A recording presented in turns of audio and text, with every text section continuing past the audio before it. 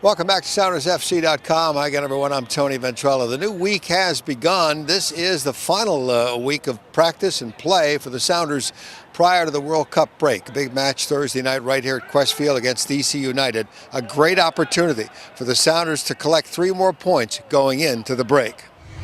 To get 3 more points and get the 6 points before the break, get back to 500, it'll be a big boost. Obviously, the weekend was a great result for us. It was an all-around phenomenal effort from goalie all the way up. We got the shutout, we got the goals, we got them early, and we kept fighting, and we got a lot of chances. So something to push forward and take into the DC game. But we're looking for 3 more. We don't want to have a letback.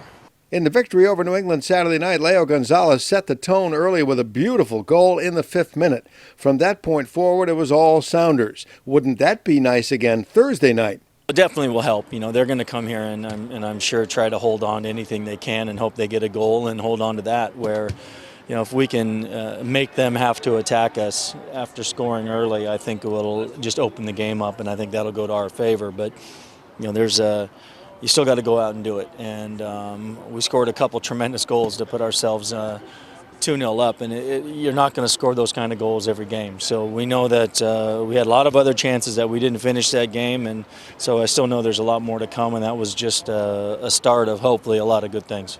Well, this crowd's always behind us, but when they're behind us when we're up, it's that much better. And when you're playing at home, you're more comfortable, and when you're playing with a lead, it makes it that much more comfortable. So that's what we're looking to do again, and we got to find a way to do that. As the Sounders get ready for the match, they're aware of the fact that DC United has a couple of key injuries on defense, but that doesn't change a thing as far as Seattle's approach to the game. Well, you make note of it, but obviously, even at home last Saturday, they had a very cautious game plan. So they put a lot of people behind the ball. They're really trying to limit the space that they leave behind their defense. So from that standpoint, they make it difficult for you to attack, and that's sort of been the change that they've undertaken over the last 4 or 5 games, and that's why they've been, also rewarded with some good results, because they've just made it harder for teams to beat them. Injuries have been a part of the Sounders season too, but on Tuesday, both Nate Jaqua and Peter Vianas were back at training. It's encouraging. Those are 2 veteran players that have been through a lot, won MLS Cups, and so just to kind of have that veteran leadership on the field again is always a bonus.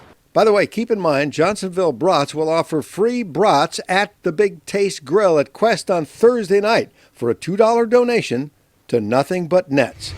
Let's bring in Matt Gaskar, a Sounders FC insider, for keys to the match. Casey Keller, after the win over New England, indicated that this is a great opportunity. It's not how he put it. He was more sure than that, to get 3 points. Yeah, it really is. And this is a team in D.C. that started off very slow. They've taken a little bit of a hot streak of late. And we'll get to one of those reasons here in a moment. But this is a team Seattle can take advantage of. But there are some things to look out for. First is their wingers. They've got Andy Nahar and Chris Pontius playing on the wing, both young players, both very feisty. A lot of energy out of those 2 guys. So we'll continue to get the good play out of our outside backs, though. That shouldn't be a tremendous problem. The other thing to look for is they're a little hurting on the defensive side.